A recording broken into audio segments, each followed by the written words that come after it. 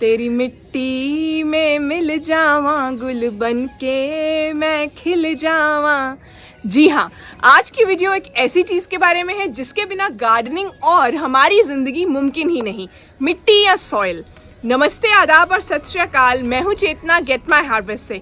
कैसे हैं आप सब? आशा करती हूँ कि सब बढ़िया है और अगर कुछ गड़बड़ है तो जल्दी से ठीक हो जाएगी।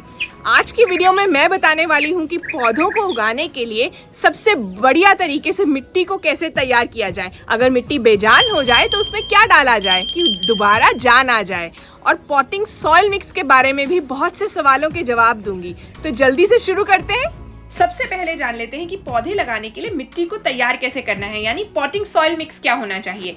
60% मिट्टी में, गार्डन सॉइल में हमें डालनी है 20% कंपोस्ट, 10% कोकोपीट और 5% कंस्ट्रक्शन वाली रेत और नीम की खली। ये देखिए, ये बालू है, ये इस तरह का दिखता है।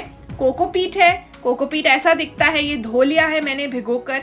उसके बाद ये नीम की खली है और नीम के पत्ते भी हैं। अगर नीम की खली नहीं है तो नीम के पत्ते डाल दीजिए। और ये घर में बनी हुई कंपोस्ट है जो कि किचन के गीले कचरे से बनाती हूँ। ऊपर वीडियो का लिंक आ रहा है, अगर आपको भी बनाना सीखना है तो उस लिंक पे क्लिक कर लीजिए। बस अब इन सभी चीजों को अच्छी तरह से मिला लेना है। और ये यूनिवर्सल पॉटिंग सॉइल मिक्स है, मतलब आप इसमें फल, सब्जियां, पक्के पौधे कुछ भी लगाइए। बस ध्यान रहे कि गमले में उग रही चीजों में हर महीने खाद डालने की जरूरत होती है। और अगर आपके गमलों में मिट्टी बेजान हो रही है, जैसे कि यहाँ देखिए मिट्टी जो है गमले की किनारियों से अलग भी हो गई है, इसका मतलब इसको जरूरत है दोबारा से ठीक करने की, जान डालने की, तो आपको यही पॉटिंग सॉइल मिक्स जो है बनाकर उसे डाल देना है दोबारा से। जो गमले में पहले से मिट्टी है आपको उसे भी इस्तेमाल करना है इस पॉटिंग मिक्स को बनाने में। इस तरह से मिक्स कीजिए, जो जो चीजें मैंने बताई है वो डालिए और दोबारा गमले में डाल दीजिए। इस तरह से वो मिट्टी जो है बेजान मिट्टी में दोबारा जान आ जाएगी।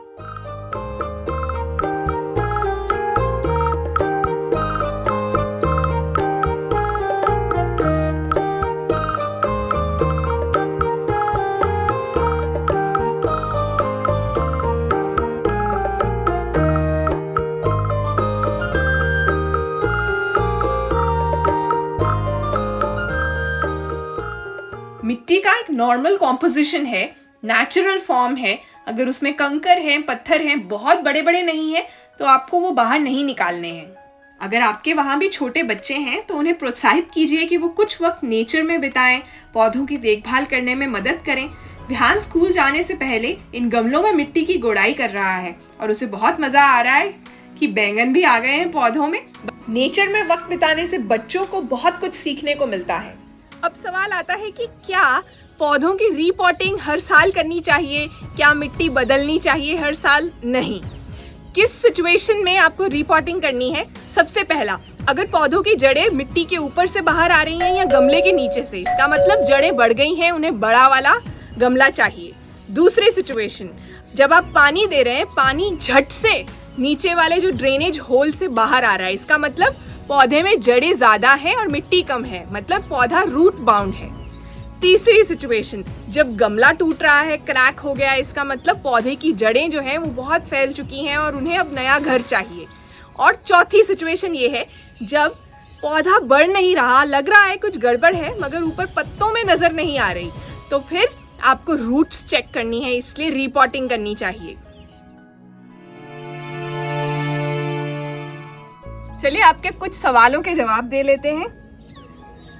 मुझे पूछा था करुणा सैनी ने कि गार्डन सॉइल और सैंड दोनों में क्या फर्क है। अभी तक की वीडियो में आपने देखा भी होगा, मैंने दिखाई थी। सैंड क्या है? रेत, बालू। बालू जो कि कंस्ट्रक्शन वाली रेत, रिवर वाली या सी वाली सैंड नहीं, क्योंकि वो सैंड जो है वो नमकीन होती है, पौधे मर जाते हैं। तो सैंड वो है। और गार्डन सॉइल क्या है? ऐसी मिट्टी जिसमें पौधे पहले से उग रहे हैं, जहाँ पे पहले से जो है कुछ केंचुए हैं, कुछ कीड़े हैं, ऐसी चीजें हैं मिट्टी में, वैसी वाली मिट्टी, हेल्दी सॉइल, उसे गार्डन सॉइल बोलते हैं। अंजलि चौधरी पूछती हैं कि प्लांट्स के सीड्स लगाने से पहले ऐसा क्या करना चाहिए कि उसमें दूसरे प्लांट्स ना उग जाएं उसी सॉइल में। मैं जब भी सीड्स लगाती हूँ तो दूसरे प्लांट्स जो पहले से ही मिट्टी में होते हैं वो उग जाते हैं। देखिए अंजलि, पहले तो आप ध्यान रख सकती हैं कि छोटे छोटे जो हैं प्लांट्स जब आप मिट्टी को तैयार कर रही हैं तब ना हो।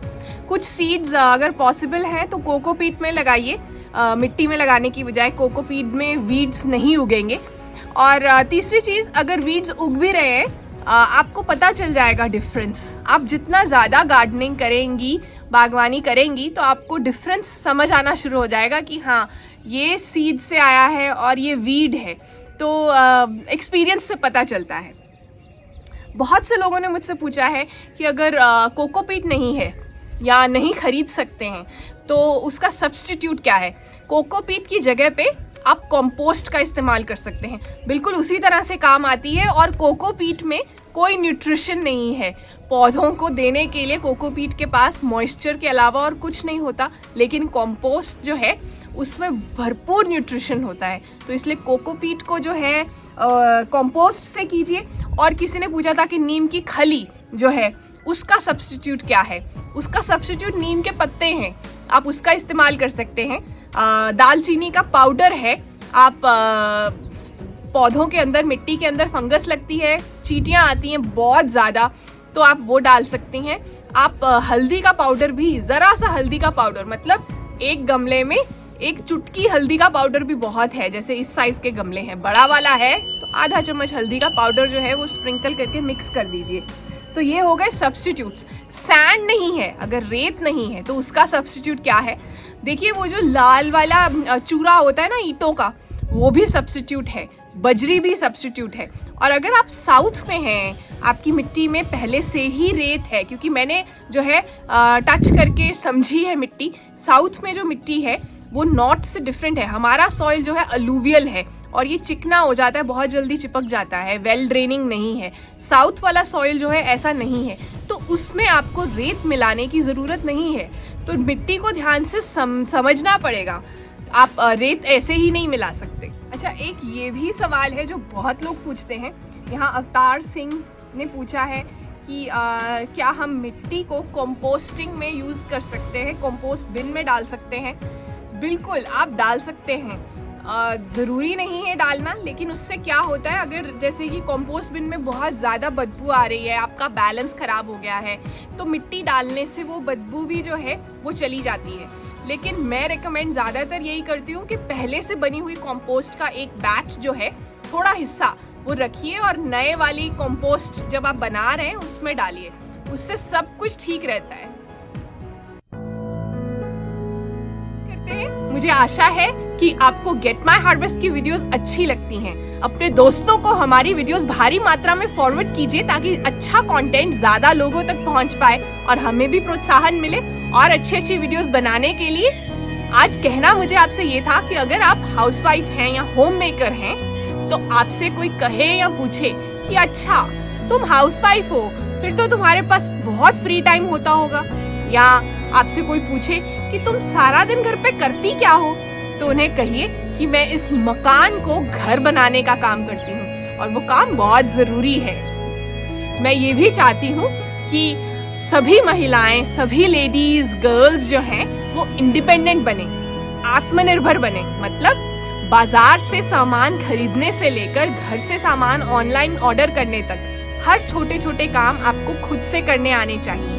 आपके घर में बहू हैं, बेटियां हैं, तो उन्हें भी प्रोत्साहन दीजिए आत्मनिर्भर बनने के लिए। और अगर अभी भी दिल धड़क रहा है, सांसें बाकी हैं, तो आप अपने सपने पूरे कर सकती हैं।